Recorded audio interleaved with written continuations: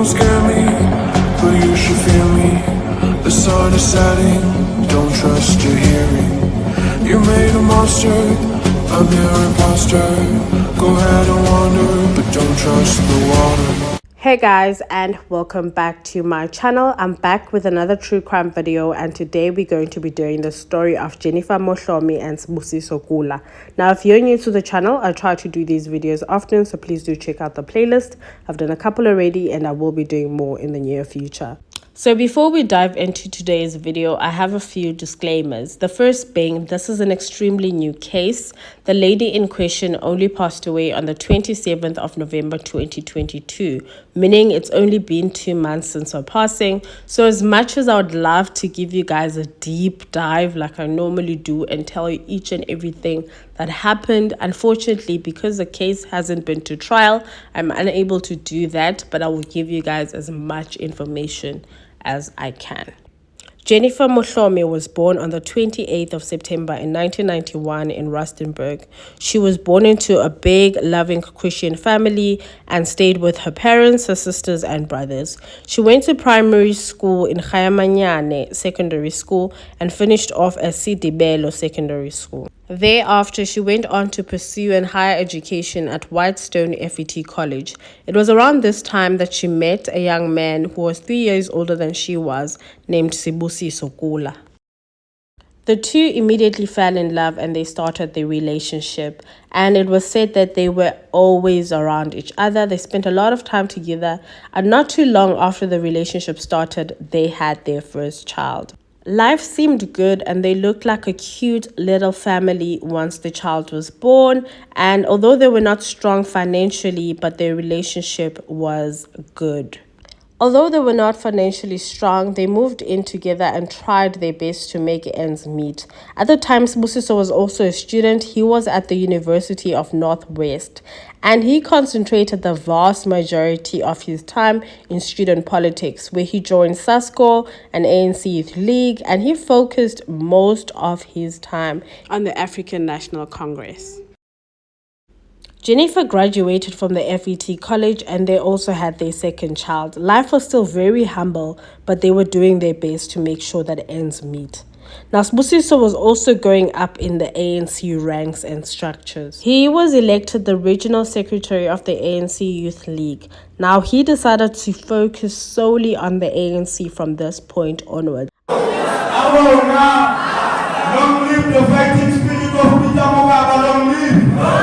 Long live the fighting spirit of Winnie Mandela, long live! Long live the fighting spirit of the 1976 generation, long live! Unfortunately, there are no public records to show whether or not he eventually graduated from the University of Northwest.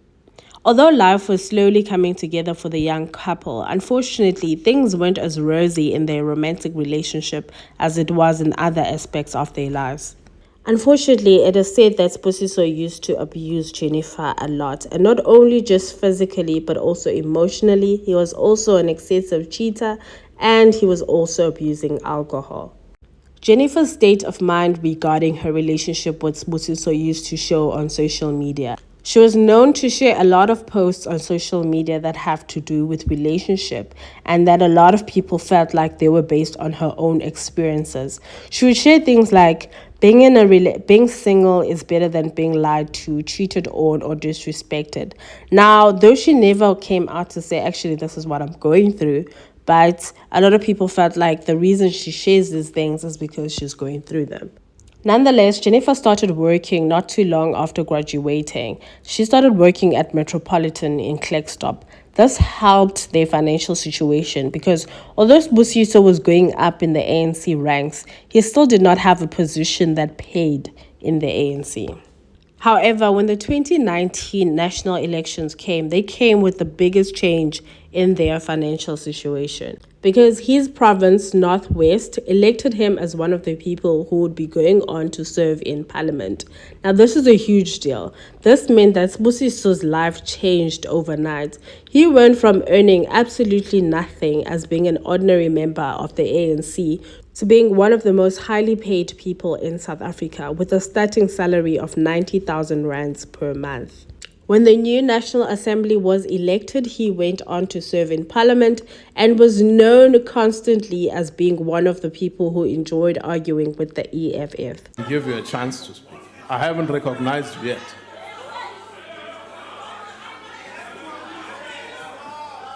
What is your point of order? Next time you wait for my recognition too. What's your point of order? Can we make a humble request, House Chairperson? That ice boy has been given an opportunity to speak. That He is must not go the and pick point up of ice from order, Malema Honourable and Member. not disrupt Parliament. We can't be told by ice boys here. Honourable Member, We can't be that is told not by a ice point of boys. order. Could you His please sit down? responsibility is to pick up ice for Julius whiskey. When Julius wants whiskey, he goes one goes. So we can't be told by the ice boy. And ice boy was Chairperson. given a chance here. Chairperson. At this point, their family was thriving financially. They moved homes, they bought cars. Jennifer also stopped working and started looking after the kids full time. And just financially, they were thriving. Now, in 2021, Jennifer got pregnant with their third child together. And you would think that life would be amazing at this point because financially they're doing well, their family is growing, but actually it was the exact opposite. Sibusiso was still a serial cheater. He was still abusing Jennifer and the kids, and he was still abusing alcohol. So nothing was going well at all. And as a result of this, Jennifer was growing more and more tired of his behavior and wanted a way out. Sibusiso would cheat on her, and when she confronted him, she would be the one who's getting a hiding from him, and he would not stop there. He would also make sure that he includes the children when he's doing these beatings. As a result of this, in 2021, Jennifer decided that no ways, she's going to take the older kids back home to Rustenburg to stay with her mother and her sister. And she was just doing this to try and protect them from the abuse because obviously now they are getting older, they're starting to understand, and she felt as if at least the older ones must not stay there so that they wouldn't be part of all of this mess that was going on in that house. I was staying with her and we got married to this Sibusiso. And after that they relocated here in Blackstop. They had a rough marriage. They were never married. They were never happy. Since Jennifer got married, her life has been hell. They were fighting every day until last year Jennifer took the keys to Rustenburg to go and stay with us. Just to protect them because they were seeing them always fighting, Sibusiso beating her, always. And at this point, it became very obvious that Jennifer no longer wanted to be married to Sibusiso Kula. However, we already know, especially from my previous videos, that exiting an abusive relationship is one of the most dangerous things that one can do. And I know it's a terrible burden to put on the person who's abused, but literally, you need to be very safe when you do this, and you need to weigh up all your options, and you need to make sure that you try your best to exit in the most safest way possible for yourself and for your children. I really want to believe that this was what Jennifer was trying to do here. However, she continued to stay with Sibusiso, but was slowly becoming more and more vocal about how tumultuous the relationship was. She started posting things like they always act different when they get someone new, and posts like sometimes it's very hard to move on, but once you have moved on, you'll realize it was the best decision you've ever made. In the beginning of 2022, their relationship hit rock bottom. At this point, Sibusiso was still constantly hitting Jennifer, and she told herself that she was going to share as much as she can on social media. And the most telling moment was a post that she posted on the 28th of May, 2022. She wrote, "Gender-based violence is real. If I wake up killed or any one of my family members, please do not look far."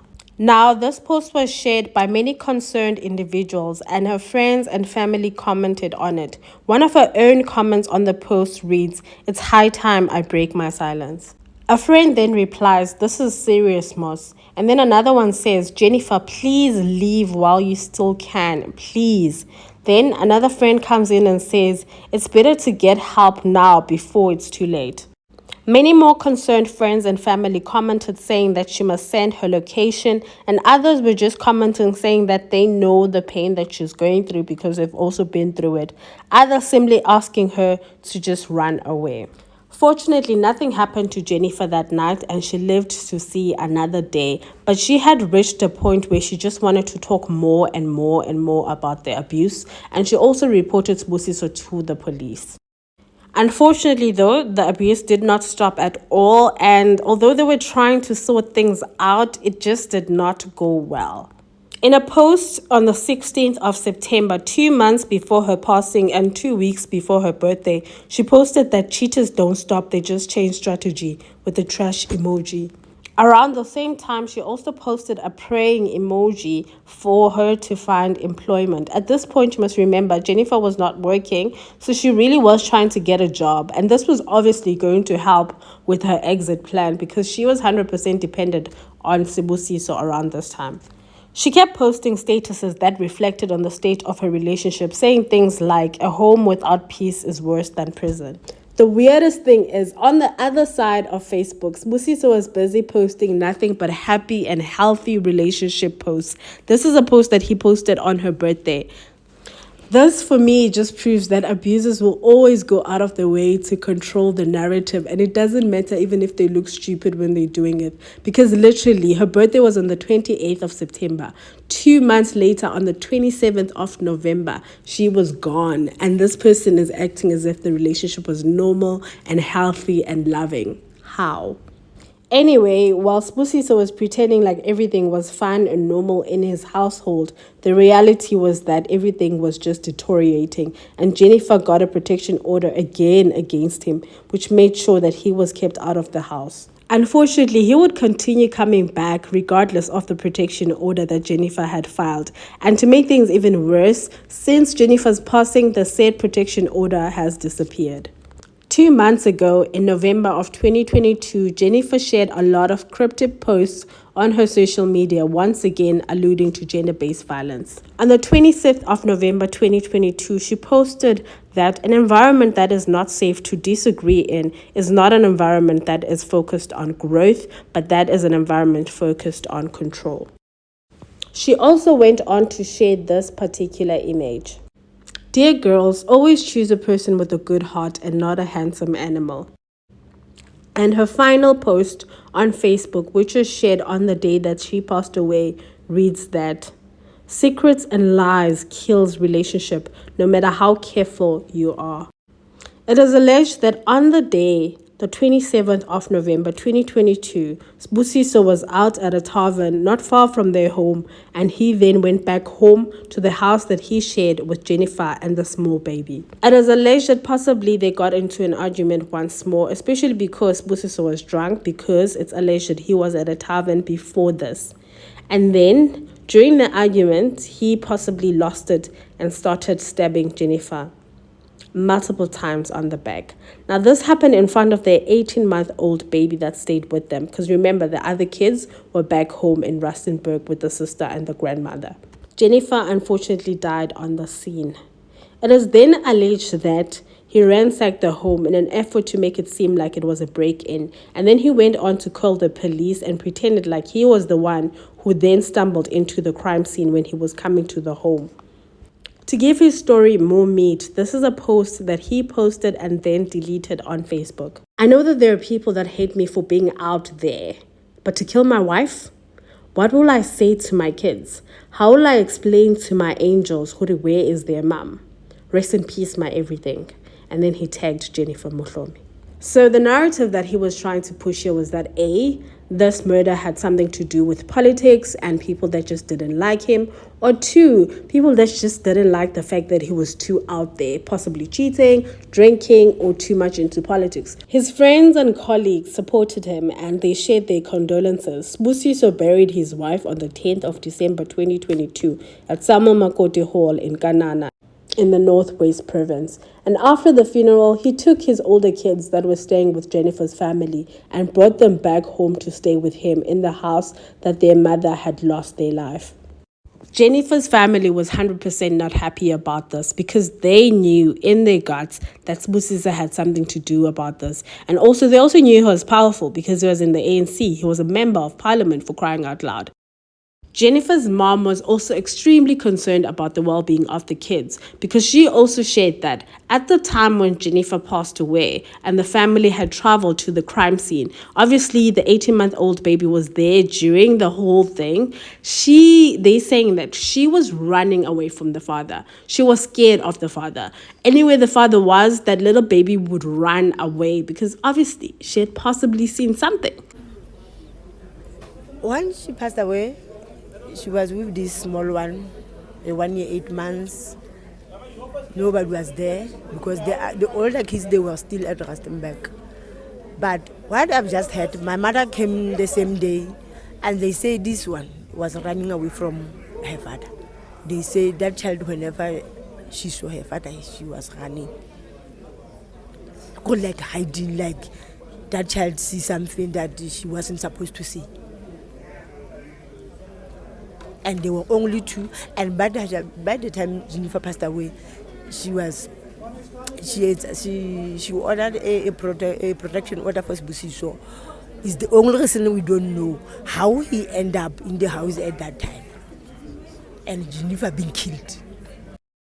So the thought of Sibusiso keeping all the kids with him frightened Jennifer's mother. But unfortunately, she had no power. Sibusiso was not arrested and there was no case against him at the time. So he took the kids and he stayed with them in the house where Jennifer had passed. And for a while, everything was quiet. Literally, the kids spent the whole of December with him and nothing was happening. And Jennifer's parents probably felt like, no, their kid is not going to get justice. This man is not going to get arrested because he's so powerful. But fortunately, things would change in January. But before they did, things got a little bit tense because Sibusiso literally closed himself in the house with their kids and would not allow them to go to school. They were not registered into any school. They just literally stayed in the house. And I think this is one of the things that pushed the police to make an official arrest so that the kids could literally find another guardian, because now the parents were scared. And this is something that was voiced out during the bail application, was that possibly Sibusiso could kill himself and kill those kids, because why is he not allowing them to go to school? But fortunately, on the 23rd of January, Sibusiso was finally arrested for the murder of Jennifer Motlhomi, which was absolutely amazing. On his first court appearance, you could see that he was a bit shaken up. I don't think he saw this coming. I literally feel like he felt like he would get away with this. So when it happened, he was glassy, he was teary. He literally, look at him. He looks out of place.